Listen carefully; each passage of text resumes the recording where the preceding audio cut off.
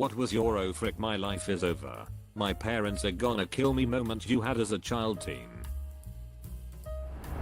I put my cheap gel pens in a microwave when I was 11 because they wouldn't work, and my teacher told me that it's because the ink has frozen. Let's say I had to work extra that summer so I could get a new microwave. First time ever getting drunk. 14 years old. Had a bottle of rum and 4 Mike Hard lemonades all mixed into a big jug. Came home that night. My mom just looked at me and knew. She didn't get mad. She just said, "Okay Corey, let's go to bed. It's alright. Let's go." I went to bed. The next day she made me go to school on that ridiculous hangover. That was my punishment. But she always said to me later in life, "What's the point in me yelling at you? You were drunk. There's absolutely nothing that I can do." For a month I kept taking the internet cord from my parents' room and running it to the living room, plugging it in the TV box. I was washing the dishes when my dad started reading out the adult video titles on the bill. Every single day my mom told me to be careful near the frozen pond next to our house. One day enough snow melted in order for my friends and I to play soccer in the field next to the pond. As you can guess, at one point the ball ended up dead center in the middle of the pond on the ice. My child brain figured if I could throw a stick on the ice, it was safe to walk on. So after making sure the ice was stable by throwing not 1 but 2 sticks, I started my walk to get the ball. It was like a scene from a movie. I reached the center, and the second I picked up the ball and attempted to turn around, I fell straight through the ice and went under. I had to break the ice the entire way back to shore and had my clothes dried at a friend's house a few blocks away. By the time I got there I thought I was on my deathbed, but I could never tell my mom I was dumb enough to go out there, or she would have probably killed me. I'm now 26 and have still never told my parents I did that. This story takes place in the mid-90s. I was 16. Skipping school out ducking around in my car with friends. Took a turn too fast and put the car in a ditch. We got the car out of the ditch with the help of a passerby. Not a scratch on it by some ducking miracle. Get home and dad asks, "So how was school?" In a way that told me he knew full well I wasn't at school. If there is one thing my father instilled in me, it is this: no matter how bad you duck up, lying about it will only make it worse. Own up, take your punishment, and don't do it again. So I told him exactly what happened. He couldn't really take the car away. I'd purchased it from him for full trade-in value out of money I'd saved from working at a pizza joint.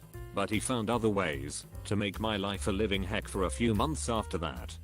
Come to find out, the good Samaritan who helped us out of the ditch was a co-worker of my dad who recognized the car and had called dad to let him know about my adventures.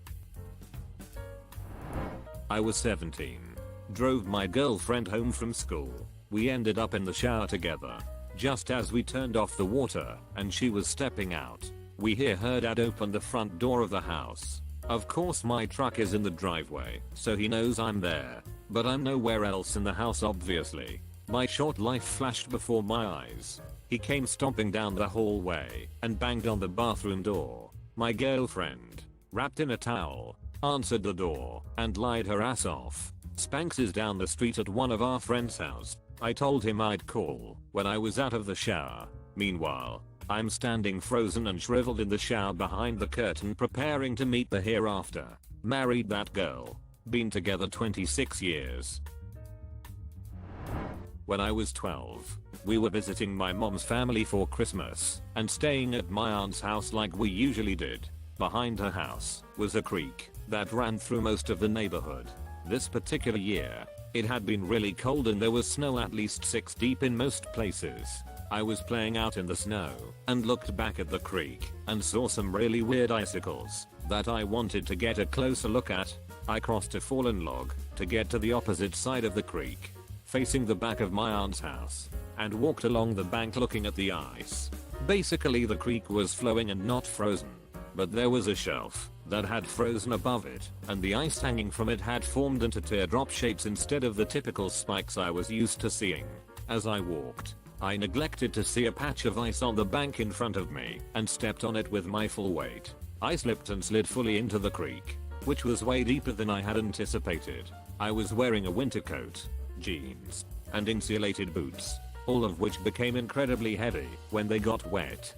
I was up to my armpits, trying desperately to stay afloat in freezing cold water and heavy clothes. My only thought was, my mom is going to be so pissed. Obviously I survived that incident. I pulled myself out, stumbled up the bank to a building that I thought was a YMCA and turned out to actually be a fire station. They called my mom. She came to get me. No harm, no foul, and I was not in any trouble. Although my entire family still mocks me and asks if I'd like to go for a swim every Christmas.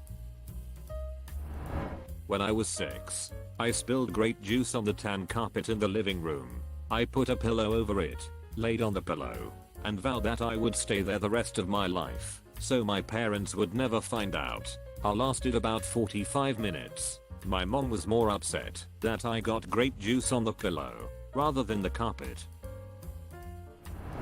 When I came home to tell them that my girlfriend was pregnant for Thanksgiving of my freshman year of college. Getting pulled over by 3 police cars for doing 70 in a 45. My dad happened to call as I was talking with the officers. They asked to speak with him. After a few minutes they handed the phone back and said, "You better go home.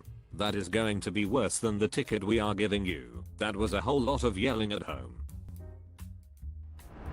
When I was about 8, my sister 10, and I used to play around the neighborhood with other kids. But we had to be home by 8 PM, or when the street lights came on, whichever came first. We had a watch on, and every evening my mum would make sure that we had one with us, and it was working.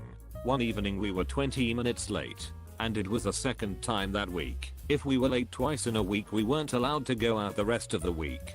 My sister and I were talking by the back garden gate, making up excuses why we were late and making sure we were both on the same page in case she questioned us. We opened the gate to go inside, and my mum was standing on the other side of the gate, arms folded.